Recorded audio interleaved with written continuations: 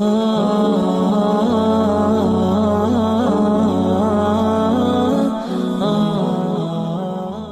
ya adhana asomewe inna anzalnahu fi lailatul qadri. Inna anzalnahu, mtoto alipozaliwa ukamsomea, unaliza sasa, yahfadhu Allah subhanahu wa ta'ala, atahifadhiwa mtoto huyo na Mwenyezi Mungu, kwanza na maasi ya zina na maasi mengineyo. Allah atamchunga yule mtoto ambaye aliyekuwa alipozaliwa akasomewa adhana na baadaye akasomewa inna anzalnahu 7. Kwa hiyo wale ambao hatujapata tujani bado tuendelea kuzaa, watoto wetu wakizaliwa tuwasomee inna anzalnahu. Mtoto baada ya kuzaliwa sasa anakuwa mpaka anafikia muda wa baleghe. Hakuna kiumbe chochote kinachozaliwa kilichopewa utoto mwingi kuliko mwanadamu. Kuku akizaliwa leo, basi leo kuku utamkuta tayari anatembea. Panya akizaliwa leo, utakuja kuta leo panya anatembea mbio. Mbuzi, wanyama wote wakizaliwa leo wanatembea, ila mwanadamu. Mwanadamu hatembei haraka kwa sababu Allah kampenda, kampa utoto mwingi mpaka miaka 15. Akifikia miaka 15, Mtume sallallahu alaihi wasallam anasema,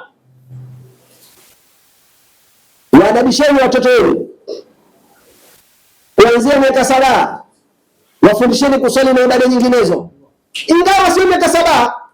Minal mahadi ila lahadi, mtoto anatakiwa pale baada ya kuzaliwa. Minal mahadi, katika ubembelezo ndio mama ule akizaliwa atakiwa apewe mafunzo mema, ila lahadi, mpaka kutoka kwenye mama ndani. Siku mtu anafariki, basi lazima tukamwambie pale, tunamsomea talqini, tunani al'ana ya'tika al-malaikani al-muwakilani al-muhasiban. Sasa hivi watakuja malaika wengi ambao wamewakilisha kuja kuhesabia hapo mambo yako.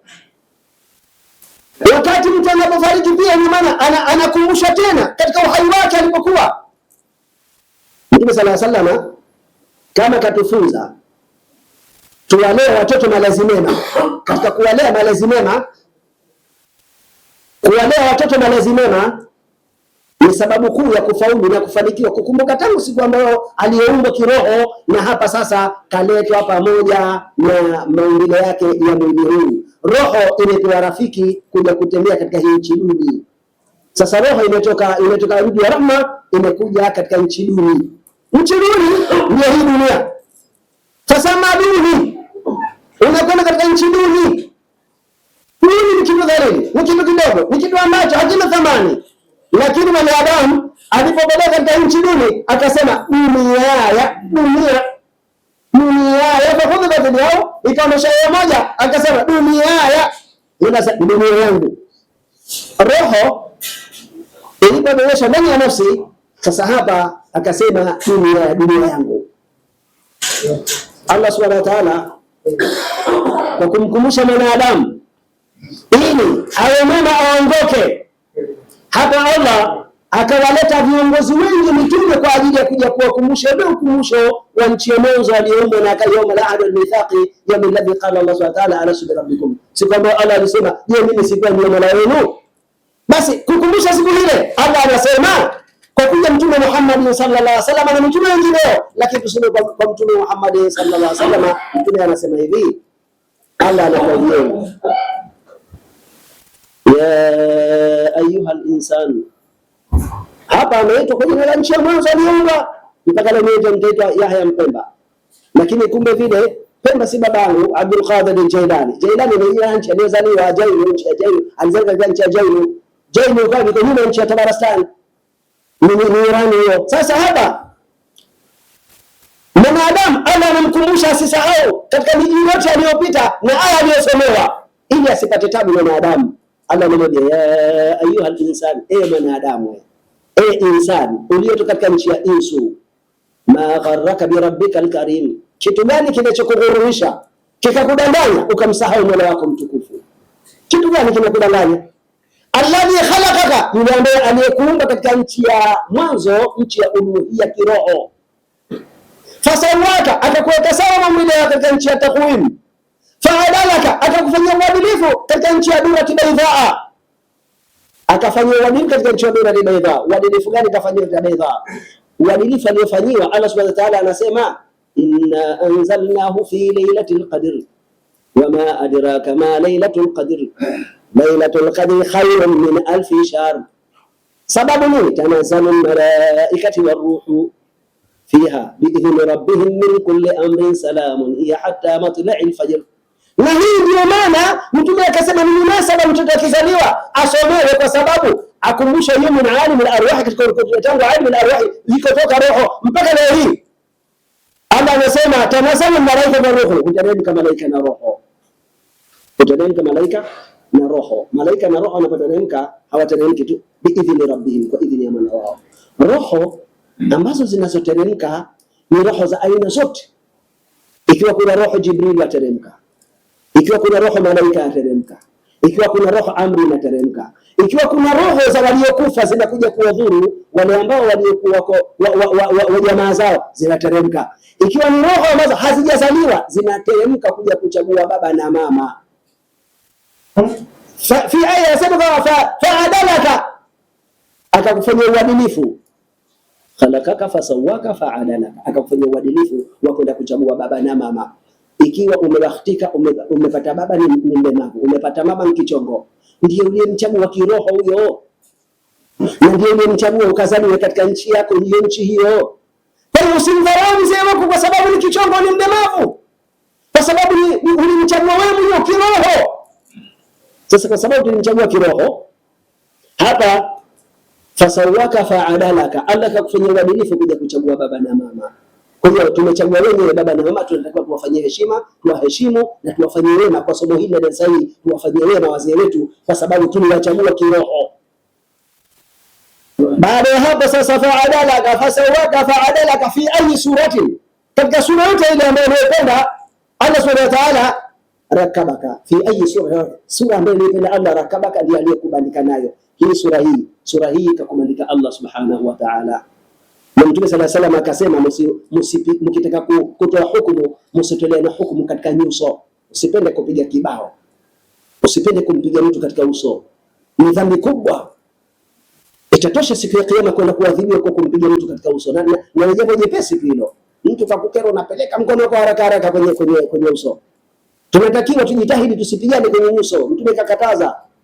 Roho baada ya kufika sasa mwanadamu kushafika hapa sasa insani, Allah anakupa mawaidha katika tumbo la mama, ndio Allah alipokutia sura kama Allah Ta'ala, kama Allah alivyosema, walladhi yusawwirukum fi butuni ummahatikum, ndiye ambaye anayekutia sura katika matumbo ya mama.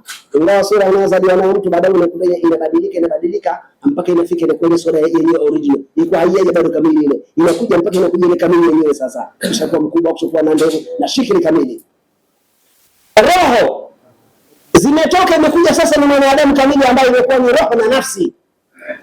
Sasa roho na nafsi inaletwa maana haya, ya ayuha al-insan ma gharraka bi rabbikal karim alladhi khalaqaka fasawwaka fa'adalaka fi ayi surati ma sha'a rakabaka. Tunatembea wanadamu, Allah akatuletea mitume, akatuletea ukumbusho wa Qur'ani, na ndio kama sura kama hii ambayo inatukumbusha wanadamu kitu gani ambacho kinatukururisha, au vile ambavyo alivyosema Allah, innal insana kana dhaluman jahula, hakika mwanadamu ni dhalimu wa nafsi yake, tena ni mjinga kabisa nafsi yake. Lakini sasa atakayekumbuka na akaamini na akafanya mema, Allah subhanahu wa ta'ala anamuokoa, anamweka katika njia nzuri. Hapa sasa, baada ya kukaa muda mrefu mwanadamu katika nchi duni hii, kapewa mawaidha aliyopewa, baadaye anatoka sasa, roho anarudi kwao, na ile nafsi ambayo aliyompata katika mji wa rahma mwenyeji wake anarudi kwenye ardhi. Wanabadukana baina ya roho na nafsi, hata kuwa labda ni shekhe, hata kuwa ni walii. Roho anapotoka, basi ina maana nafsi inarejeshwa chini ya ardhi, kama kwamba nafsi inadharaulika. Wakati alipotawafu Mtume Muhammad sallallahu alaihi wasallam, walipoandaa maandalizi ya mazishi mpaka wamemaliza, Bi Fatuma radhiallahu ta'ala anha wa ardaha aliwauliza, tibtum, mmefurahi sasa nyinyi kuutia mwili wa mtume wenu chini ya ardhi, mmefurahi?